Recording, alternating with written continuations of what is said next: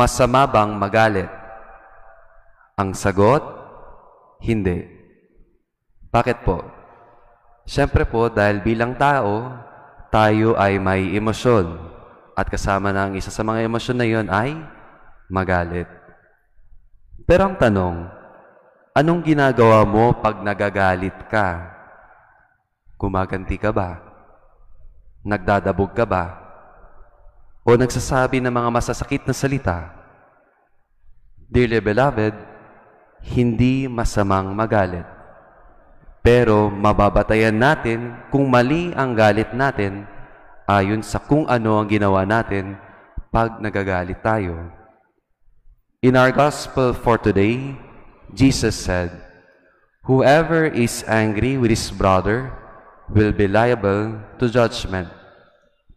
Simplihan natin. Ano ang tinutukoy ni Jesus dito patungkol sa galit? Hindi ito yung galit na emosyon lang, pero ito yung galit na nagkikimkim. Ano yun? Nagkikimkim ng galit at hindi yung galit. Kaya ang tanong ko, sino-sino ang mga tao na hanggang ngayon ay nagkikimkim ka pa rin ng galit? Sino-sino pa rin yung mga tao na hanggang ngayon masama pa rin ang loob mo sa kanila? At anong imbitasyon sa atin ngayon? Beloved friends, forgive and be at peace.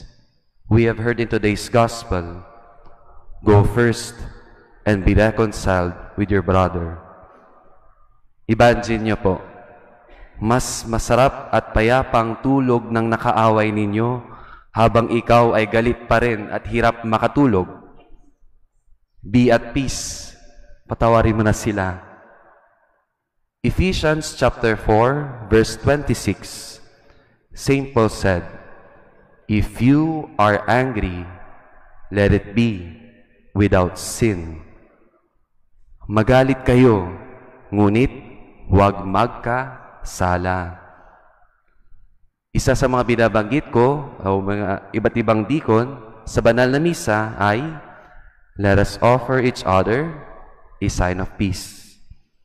At syempre tayo sumasagot automatically ng, peace be with you. So beloved friends, God is inviting us today to be at peace by forgiving others and also ourselves too. Now in silence we pray. Almighty God, teach us how to be at peace. Help us also to forgive those who sin against us, now and forever. Amen.